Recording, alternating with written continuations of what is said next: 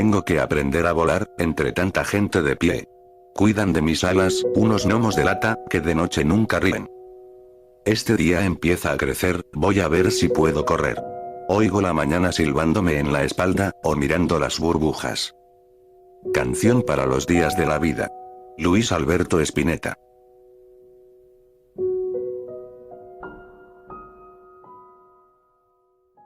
Pedro Mendizábal manejaba día tras día el camión de una fábrica de pintura, y estaba ya desde hacía tiempo, harto de su vida tan rutinaria. Su anhelo era tener una pequeña hostería en las sierras de Córdoba. Soñaba con poder ganarse la vida de esa manera. Calculaba que ahí viviría en paz y tranquilidad, rodeado de aquel majestuoso paisaje.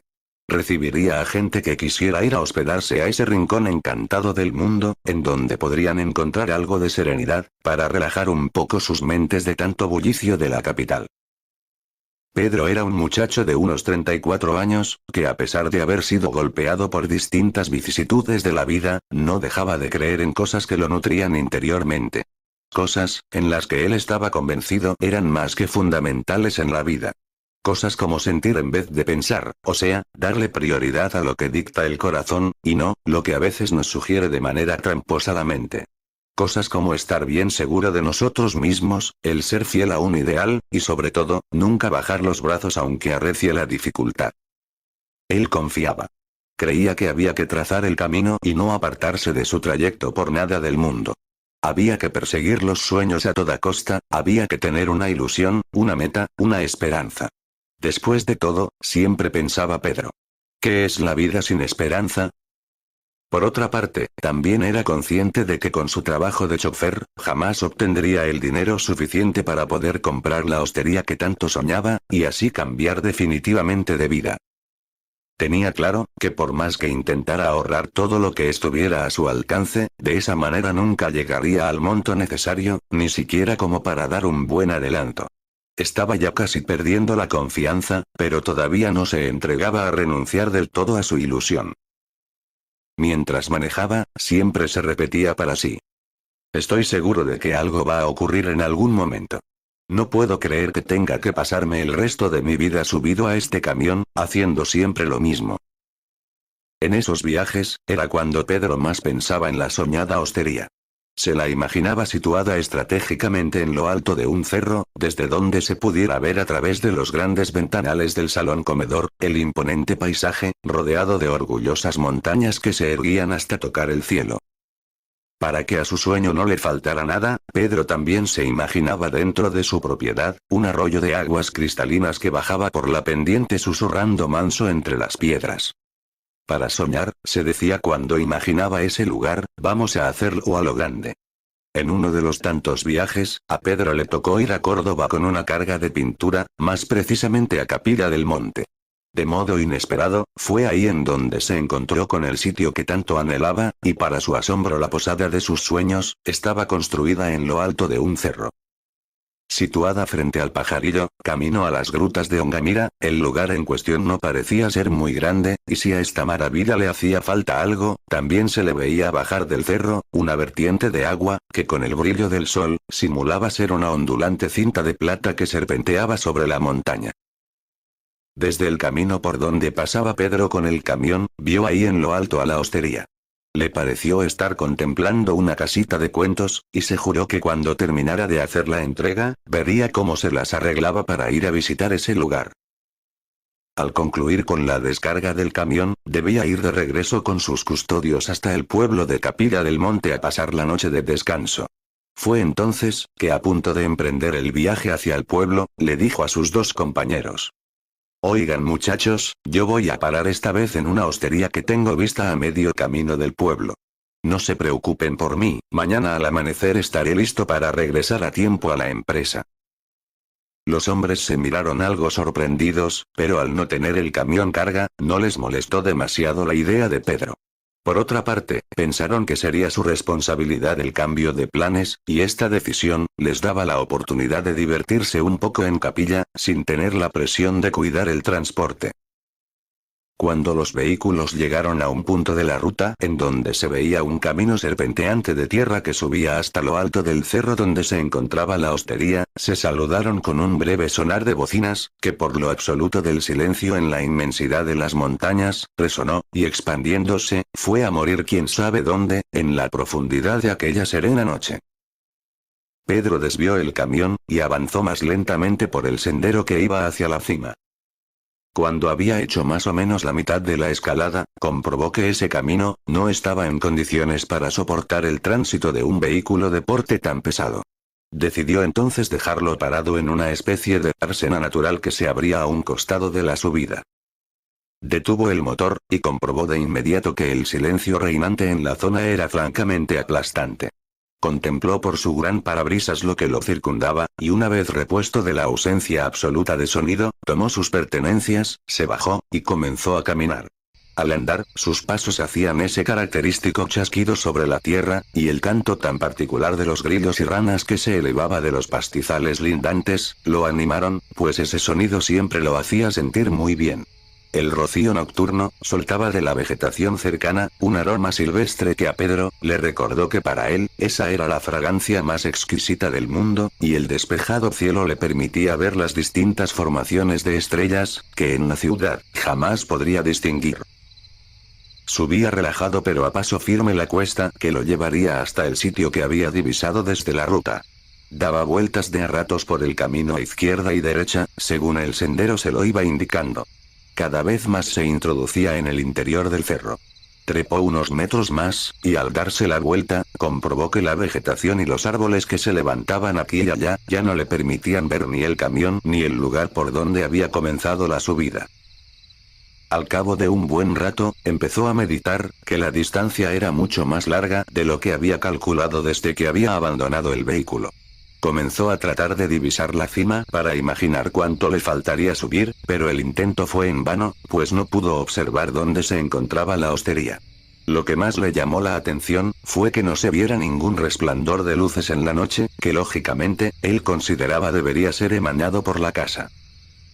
Al llegar a un recodo del camino, se sintió algo fatigado, y como no podía medir cuánto le quedaba para llegar, se sentó a descansar en una roca al borde de una pronunciada barranca. Ahí pudo observar cómo su vista se abría a un maravilloso paisaje nocturno, en donde todo se podía ver con absoluta claridad, gracias a la luz plateada que la luna derramaba sobre el campo. Fue entonces, que sentado frente al paisaje, comenzó a pensar que a lo mejor se había aventurado a recorrer sin demasiada cautela, un camino que no conocía, y que imaginaba más corto de lo que en realidad era. Se sintió algo observado, y temeroso por no saber qué le estaba ocurriendo, se dijo para tranquilizarse, que en ese fantástico sitio, nada malo podía pasarle a nadie. Después de todo, pensó, si algún día tengo la suerte de habitar un paraje como este, tendré que acostumbrarme al abrumador silencio. Estas noches tan mágicas, seguía reflexionando sentado en la roca, pueden provocar sensaciones que aún son desconocidas para mí. Se levantó más repuesto, y prosiguió su marcha cuesta arriba con el mismo ánimo que tenía al comenzar la caminata. Anduvo por varios minutos más, y al dar una de las tantas vueltas, sospechó que esa sería la última que lo conduciría definitivamente hacia la hostería. Avanzó unos metros, y a pocos pasos suyos, súbitamente se encontró con una figura que parecía ser la de un anciano que lo aguardaba de pie en medio del camino. Al verse sorprendido por esta aparición tan repentina, disminuyó drásticamente su marcha. Al acercarse con evidente cautela al extraño individuo, sintió que su corazón palpitaba muy acelerado, acusando el sobresalto que había sentido al ver a este hombre que en apariencia esperaba por él. Avanzó hasta colocarse a unos 5 metros del misterioso sujeto y se detuvo, y ahora más cerca, pudo divisar casi con claridad a la persona que lo estaba aguardando. Era un anciano de canos cabellos largos que le llegaban hasta más abajo de los hombros. La camisa y pantalón que vestía eran de color blanco, sus pies estaban enfundados en sandalias, y el rostro de facciones algo arrugadas, mostraba huellas que delataban que por ahí, ya habían pasado unas cuantas décadas. Los ojos, negros y penetrantes, mostraban una particular sabiduría que pocas personas tienen. La estatura del hombre era un tanto alta, y sus gestos parecían traslucir una amable serenidad. Pedro caminó lentamente los últimos pasos hasta llegar a él, y al quedar frente a frente al solitario individuo, se animó a decir: «Buenas noches, señor». «Buenas noches, amigo», dijo el anciano con amabilidad, y estirando su brazo derecho, posó la mano con suavidad sobre el hombro del joven a modo de bienvenida. Pedro, al ver la hospitalidad del individuo, trató de relajarse, pero su sobresalto era por demás visible, y dijo un tanto balbuceante: Yo estoy buscándola. Sí, sé lo que está buscando, lo vi subir, si me lo permite lo acompañaré este último tramo del sendero hasta la casa». El joven, muy sorprendido por la certeza del hombre y sus modales tan amigables, comenzó a subir en silencio lo que quedaba de la cuesta al costado del anciano. A medida que caminaba a su lado percibía que su cuerpo se despojaba de lo que todavía le quedaba de tensión. Se empezó a sentir de una manera muy cómoda y liviana. Pensó que esto era producto de toda esa naturaleza tan hermosa que lo envolvía y que a él tanto lo agradaba, pero al cabo de unos pasos cayó en la cuenta de que a pesar de ese ambiente reinante, no se había sentido de ese modo, cuando tiempo atrás había comenzado a subir la cuesta. Después de unos minutos de caminata en silencio, Pedro pudo divisar frente a él, pero todavía algo lejana, una casona de piedra de planta baja y primer piso, iluminada por dentro con una luz muy cálida. Tenía grandes ventanales al frente, y toda la casa estaba circundada por una galería que se remataba en una lustrosa baranda de madera. Pilotes de rústicos troncos sostenían de tanto en tanto un alero de tejas que cubría toda la galería. El breve tejado intermedio terminaba contra la pared de la fachada, antes que comenzaran los balcones del piso superior. Sobre este alero, por encima de la gran puerta de entrada, y entre los dos balcones del frente, en el primer piso se hallaban, en una plataforma exterior, varias figuras que desde lejos, eran lo que más brillaba en lo alto. Al acercarse a la casa, ahí arriba se podía ver, a 7 ángeles de distintos y llamativos colores. Todo esto, invitaba a entrar a un lugar que al parecer, era sumamente acogedor. Ambos hombres se dirigieron hasta la puerta, luego de haber subido una pequeña escalinata que los sacaba del camino de tierra y los colocaba en el porche. Una vez ahí el anciano rompió el silencio, y abriendo la puerta, se hizo gentilmente a un costado, haciéndole un ademán a Pedro hacia el interior, invitándolo a que pasara. «Adelante, mi amigo, siéntase como en su casa».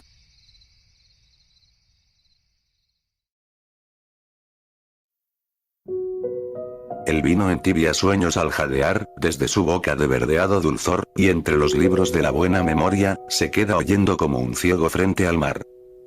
Mi voz le llegará, mi boca también, tal vez le confiaré, que eras el vestigio del futuro. Licor, no vuelvas más, deja de reír, no es necesario más, ya se ven los tigres en la lluvia. Los libros de la buena memoria. Luis Alberto Spinetta. Oíme, Miguel, estás loco. ¿Cómo es eso de que te vas? Sí, me voy, o no puedo estar harto de esto. Sí, claro, pero así como así, sin pensarlo mejor.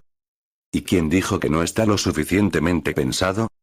Pero Miguel, reflexiona un poco. ¿Qué vas a hacer por allá?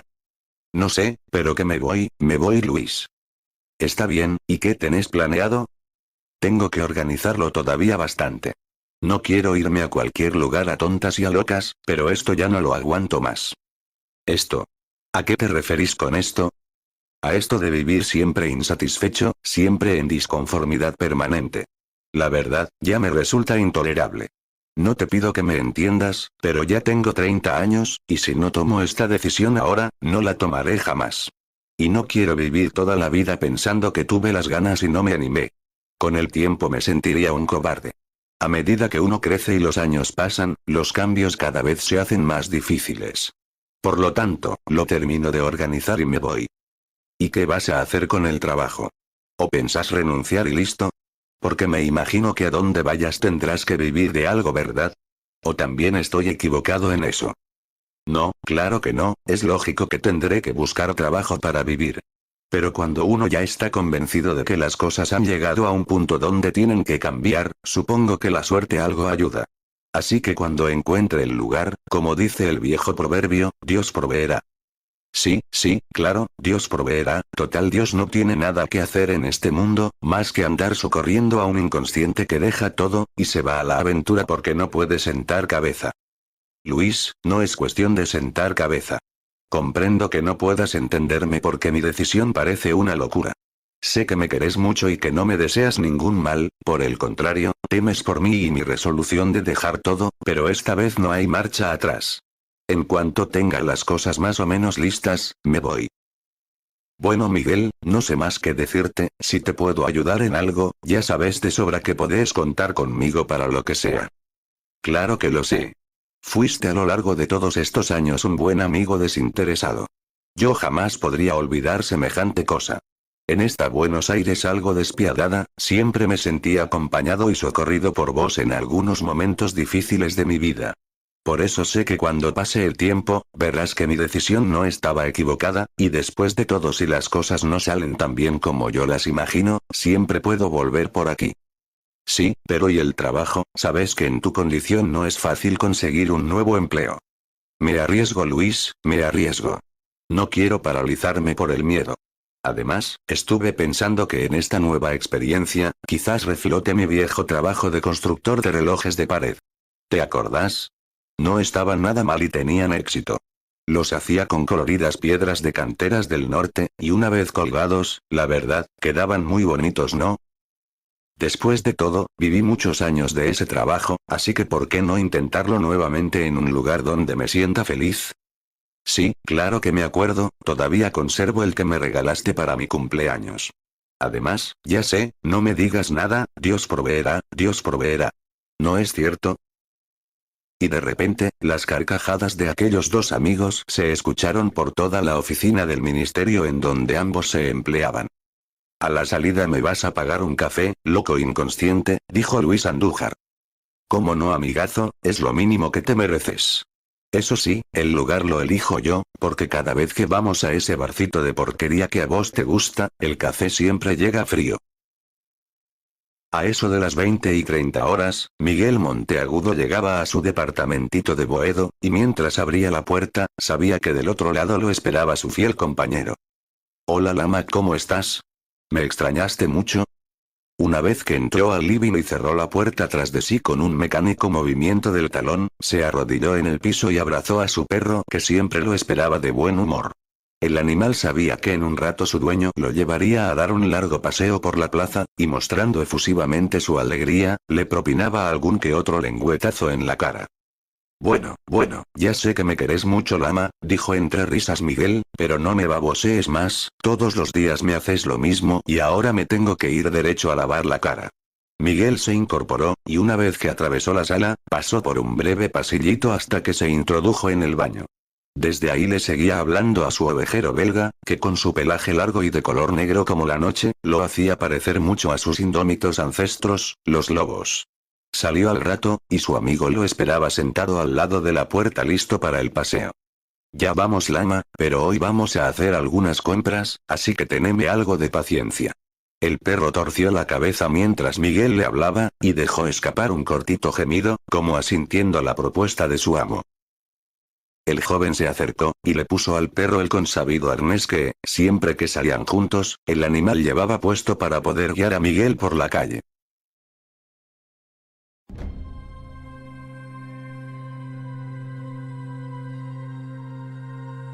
Un extraño cadáver. La policía da cuenta de que ayer por la noche, cuando desarrollaba un habitual patrullaje de rutina, encontró cerca de un viejo basural, un cadáver perteneciente a una joven mujer. Los pocos informes que fueron suministrados a la prensa, daban algunos indicios de cómo había ocurrido el asesinato de esta muchacha. La víctima, de alrededor de unos 25 años, tenía extrañamente el pelo cortado de un tijeretazo a la altura de la nuca. Mostraba evidentes signos de haber sido estrangulada, y se la encontró tirada desnuda boca abajo, con visibles marcas por haber sido atada en tobillos y muñecas. Un brutal tatuaje hecho con saña en la frente con un objeto punzante, dejaba leer con claridad la palabra puta. El caso es investigado exhaustivamente, pero a simple vista, podría pensarse que tiene las características de un ajuste de cuentas, o quizás, las de un crimen pasional, por ya haberse determinado, que la mujer era una prostituta de la zona, que solía tener como clientes a personas de muy dudosa reputación. Hoy a la mañana, el juez interviniente les ha de tomar declaraciones a varios sospechosos que solían frecuentar los servicios de la muchacha. De esa manera, se intentará dar cuanto antes con el asesino.